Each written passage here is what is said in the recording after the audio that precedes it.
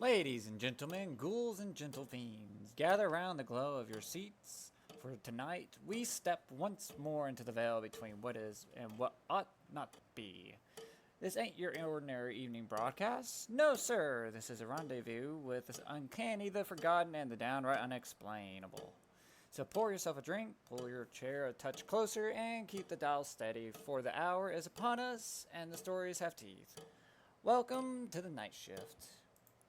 Now, to start off with our horror stories of tonight, we are going to be reading a few stories from West Virginia, one of the very few places I know that has more creeps and ghouls out there than I'd ever want to believe there exists.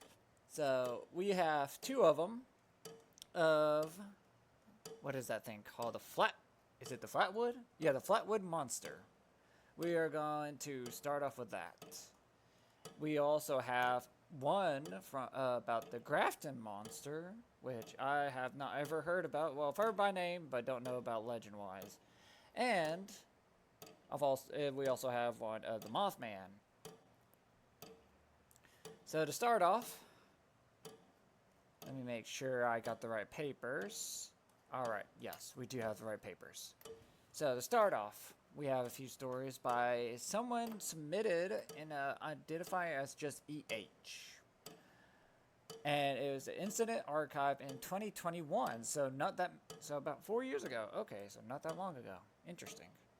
Now, to start off, I lived in Braxton County, West Virginia, all my life. Small town, forest on all sides, the kind of place where people leave their doors unlocked and gossip about who's fixing whose tractor. Really? Did people really do that? I'd probably need to go visit Braxton County. The story of the Flatwoods Monster is something we all grow up hearing. Some kids are scared of it, some laugh it off. Most just accept it like a spooky bedtime story. But I'm not a kid anymore, and I pretty much laugh it off now these days. But recently, I stopped laughing it off because I saw it. It was early September 2019, a few weeks after my dad passed. I've been driving up past the old trail ridge to clear my head. It was just about sunset, golden light pouring through the trees, and I decided to pull off near an old logging path we used to hike when I was younger. I sat on the hood of my truck, just watching the sky turn that deep purple orange. That's when I noticed something strange to the north, over the trees. Now, before I continue, I do want to say, it's always good to have a nice drink during that time of day. That deep purple orange in the sky. If you ever get those kind of days, which I know not everybody has those kind of, nights. But it is nice to see if you ever get the chance. Anyways. A glow, like a fire, but not quite. Bright orange red, pulsing in slow beats like a heartbeat. I figured it was a flare or maybe someone illegally burning something, which isn't new around here. But then it moved. Not like smoke or out of control flame or anything like that. Whatever it was fell behind the tree line, maybe a mile off. I should have gone home, but curiosity kills the cat, so I didn't. Something about it, I don't know, drew me towards it. Like a magnet pulling the curiosity center in my skull. So I got back in my truck, grabbed my flashlight, and started walking the ridge trail. It was pretty quiet. No bugs, no wind. Just that eerie pressure in your ears when the air feels heavy. I reached a clearing, maybe 30 minutes in, and that's when I smelt it. Burnt metal and sulfur. Like someone had lit fireworks in a specific tank. And there it was. Not a ship. Not debris. a thing. It hovered just a few feet off the ground, at least 10 feet tall, shaped like a spade or maybe inverted heart. The body was metallic, but not smooth. It ripped and pulsing like it was breathing, or it was distorted by light. The eyes glowed yellow-orange, and they weren't eyes like we have, more like spotlights that flickered as they turned to me. There was no face, just a black void under the glowing eyes. It floated there silently, and yet I could feel it inside my head, like a radio static pushing its way behind my eyes. Observe. Catalog. That's what it sounded like it said. Not too loud, but it sounded like it came from within my own brain. Like someone had poured electricity into my skull and made it into words. I couldn't move. My legs were frozen. I don't know if it was fear or if it was doing something to me. Then it started to come closer. It was slow at first, gliding the way something moves when it's not obeying gravity. Its lower half looked like it was wrapped in some kind of metal skirt, tapered like a dress, but rippling with tendrils that didn't touch the ground. The light around it dimmed as it neared me. The smell got worse. Burning rubber, old smoke, and something I can only describe as hot blood. Milo, my dog, who followed me, suddenly barked from behind. And just like that, the thing stopped. It looked, or rather, tilted its whole body towards the sound. Then it rose fast, straight up. No wind, no engine. Within seconds, it was gone. I blacked out after that. Woke up hours later at the edge of the trail, nose bleeding, ears ringing. My flashlight was broken. People around here still roll their eyes when the Flatwoods monster is brought up. It's just an old alien story, they say. One-time thing from the 50s. But I saw it. It wasn't a story. It's still here. Maybe not every night. Maybe not in the same place. But every now and then, when the sky turns orange and the trees fall silent, I just couldn't help but look. Now that's it for that story.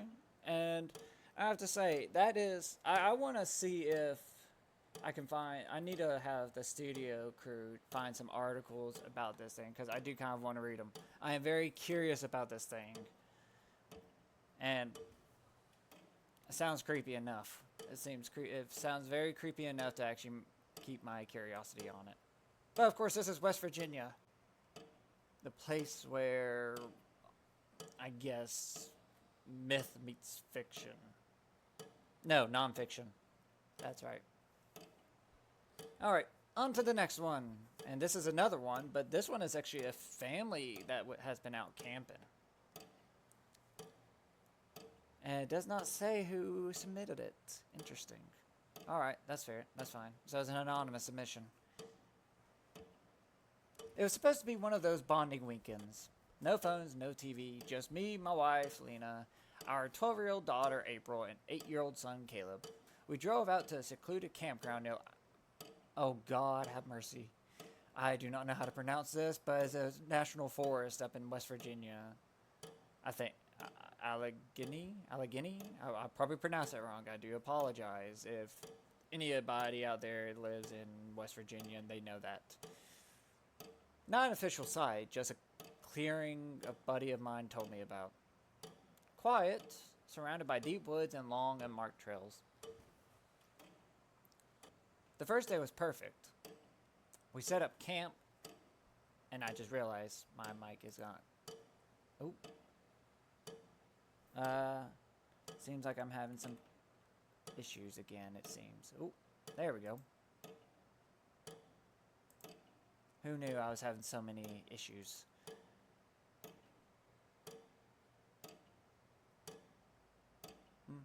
Give me 1 second, I'm having the crew.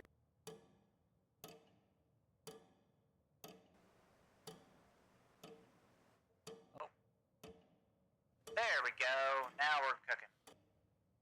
I didn't realize that the was coming through a little too clear for everybody. Now I fixed it. It's fixed. Ready to go. Where was I? Ah, yes, right here. The first day was perfect. Oh, no, I already read that part. We set up camp, cooked over a fire, and told silly ghost stories just to spook the kids. They pretended not to be scared, but I caught Caleb sleeping closer to the tent wall that night. It was the second night when things changed. Around 1:30 in the morning, I woke up to a noise outside the tent. Not an animal. Not the wind. Something else. It was low, steady, like footprints crunching over pine needles and dry leaves. Heavy ones. Lena stirred next to me. I whispered that I heard something and told her to stay put. I figured it might have been a bear or maybe someone trying to mess with us. I grabbed the flashlight and unzipped the tent as quietly as I could. There was nothing. Just the trees. Tall and close, the fire down to embers. And that thick blackness you only get out in the middle of nowhere. Then I heard it again. Off to the left, maybe 20 feet into the woods, a branch snapped. I shined the flashlight in that direction and called out. Hello, is anyone there? Silence. I scanned the trees, and that's when I noticed something between two trunks. It wasn't moving, and it wasn't hiding. It was just standing there. It was tall, too tall, its head nearly level with a hanging limb 8 feet up. I couldn't make out much at first, just a long shape, like a person draped in something loose and ragged, but its head was wrong. Narrow, pointed, like a spade or a teardrop turned upside down.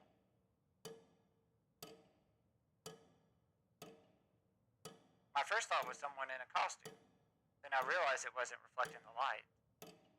Not like clothes or eyes or even skin should. It was like the light slid off of it. It didn't flinch. It didn't run. It just stood there, slightly tilted, like it was trying to figure out where I was. And then it moved. Straight back into the woods. Silent, effortless. There we go. It glided between the trees, vanishing into the shadows like smoke. I backed into the tent, zipped it up, and sat there for an hour, flashlight gripped so tightly my knuckles hurt. Nina asked what I saw. I lied and said it was probably a deer. But I couldn't sleep that night. And neither did the woods. Because something out there, circling, I could hear it moving through the trees. Sometimes closer, sometimes far. And once, just once, I swear I saw a shadow move across the thin fabric of the tent. It was taller than the tent itself, and it stopped right outside. No sound, no breath. stillness. Then it was gone. In the morning, Lena said she heard it too. Harold told me he had a nightmare about a tall person with no face looking into the tent. I had told him anything. We packed before the sun was fully up. As I rolled up the tent, I found something in the dirt. A footprint. Not a boot, not a paw. Something three-toed. Deep and long, like it had claws that sank into the soil. Since then, we haven't been camping. And now there we are with another Flatwood Monster story. Now that one was a little bit creepy, but not as creepy as the first. I quite enjoy them. I still enjoy it, and I'm still planning on looking for some articles about it. I'll have to write. Just to make sure. Alright, yes. Making sure with the crew in the back to see if we actually are still going strong. Didn't realize that my voice was coming in pretty clear to everybody. Alright, so, on to the next one. The Grafton Monster. Now, again, I have not actually, I've heard of the name, but I don't know anything about it. So this is going to be a new one for me. And once again, this one is anonymous English. That my drink shouldn't be getting to me that quick. Not even a strong drink either, so it shouldn't be getting to me. I'm not lightweight. Anyways, on to enough rabble rousing, or whatever you want to call it. I don't talk about this much. Not because I'm scared, but because most people laugh when I bring it up. They say the Grafton Monster is just a local legend, a campfire story. I know what I saw that day. It happened in fall of 2020. My brother Matt and I had decided to take one last hike before winter set in. We'd grown up about 30 minutes from Grafton, so we knew the woods well, or thought we did. We parked off an old lodging road and just followed the trail that cut through the dense timber. Way off the beaten path. No cell service, no other hikers, just the sound of our boots in the leaves and the occasional squirrel darting through the brush. Around late afternoon, the woods got off. And I don't know whoever decided writing that, but that is not written well. Or at least that part doesn't make sense to me. So I can't say it's not written well, it just doesn't make sense. The light just felt off, dimmer, even though the sun was still up, and the wind had stopped completely. No rustling, no bird calls, just silence. Thick and tense, like the whole forest was holding its breath. Now, I will say, before I continue, I will say my thoughts on that is that there's times where, even if the sun is out, it does get darker in very thick woods. So that's really that's really not surprising. And the whole no rustling and no birds, usually the whole bird, no like sounds of animals or birds or crickets or bugs, is mostly because there's probably sometimes a predator nearby. Not even a big predator, just a predator of their own. They just go quiet. The rustling, that I don't know. That's a little out of my range of knowledge. Anyways, enough of that. Matt noticed it first. You hear that? He said. I said no, but then I did. A low sound. A thudding. Almost like a heartbeat, but distant. We stopped walking. It wasn't rhythmic, just random thump, thump, thump. Like something massive was moving somewhere ahead of us, big enough to shake the ground, but not violently. More like weight shifting on damp soil. We should have turned back. Instead, we kept going. We came up over a small ridge that overlooked a hollow. And there, maybe 40 yards out, we saw it. The thing. At first, I thought it was a tree stump, or a boulder, just misshapen and pale. But then It stood straight up, easily 8 or 9 feet tall. Shoulders like barrels, no neck, no head. The head sat low, almost sunken between the hunched shoulders. I swear to God, it didn't have a face. No eyes, no mouth. Just a smooth, pale surface, like wet stone or flesh. It turned. Not with a step, but with its whole body, like its arms were long, hanging past its knees, and its hands were thick, not fingers, but something like claw pads at the end. We quickly ducked. Matt whispered, "What the hell is that?" I couldn't answer. The thing sniffed the air, or at least what it sounded like sniffing. Because it didn't have a nose, but its chest expanded deep and loud, like bellows filling with air. It took a slow, lumbering step towards the trees, then another.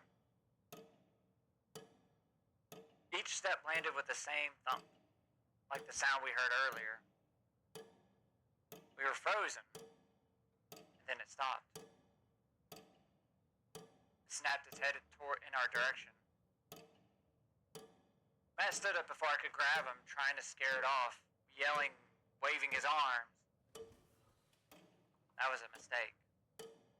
The thing let out a noise I'll never forget. Not a roar, not a growl. Just a low, vibrating moan, almost mechanical, like metal twisting under pressure.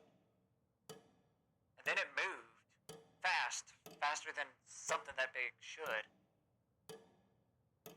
We ran, crashed through the bush, tore our clothes on branches, sprinted until our lungs burned. I didn't hear it behind us, didn't have to. I could feel it, like the trees themselves were backing away from whatever was following us. And, of course, the thumps didn't help either. When we finally got back to the truck, I looked over my shoulder one last time. It was standing at the tree line, just watching. Perfectly still. We drove for miles before either of us said a word. Matt never went hiking again. Won't even camp outside now. Says the woods don't feel the same anymore. Don't feel safe. And sometimes at night, I dream about it. And sometimes, whenever I feel thumps from construction or something else, it makes me think of that creature. Now, that's it for that story. Now, my thoughts on the Grafton Monster. It sounds pretty unlikely just due to the sheer size that they're saying, and the fact that if it is a real thing, that thing has to be very intelligent to be able to stay away from outside world. There's no way we don't know anything about like that existing. But we do have one more story, but sadly, folks, we do not have the time. We are close to reaching our time on the air. We only got about 4 minutes. So probably what I will do is my final thoughts on all of this is that I enjoy the West Virginia stories. I love the fear and, myths that come from that place. Of course, on top of that, it sounds like the only place in America that we actually have those interesting sightings. Because I don't really hear them from anywhere else, unless if I'm just not looking. There's probably a few other places out there I need to probably find. I'll have my crew in the studio look some stuff up for me and see what they can find. And if anybody else has any more stories of their own, it could just be a simple haunting, simple poltergeist, simple sightings that you guys have had over the years, have had in your past. We would enjoy reading it. But my final words for tonight, before we end tonight's broadcast, is that I hope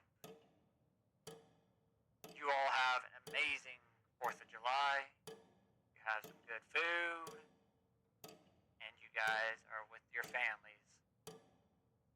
And with that, my dear listeners, the hour grows late and the shadows yawn wider. Our tales for the evening have come to a close, but the echo of their whispers shall linger, like smoke curling in an empty room. Keep your radios close and your wits closer. For though the broadcast fades, the stories, they never truly end. Until next time, this is your humble host signing off. Sleep sweetly if you can. And one last thing. I will make sure my crew is on top of their game next time so we don't have this gremlins destroying my work. Sleep well, my dear listeners. Today, just discovered. We'll say goodbye.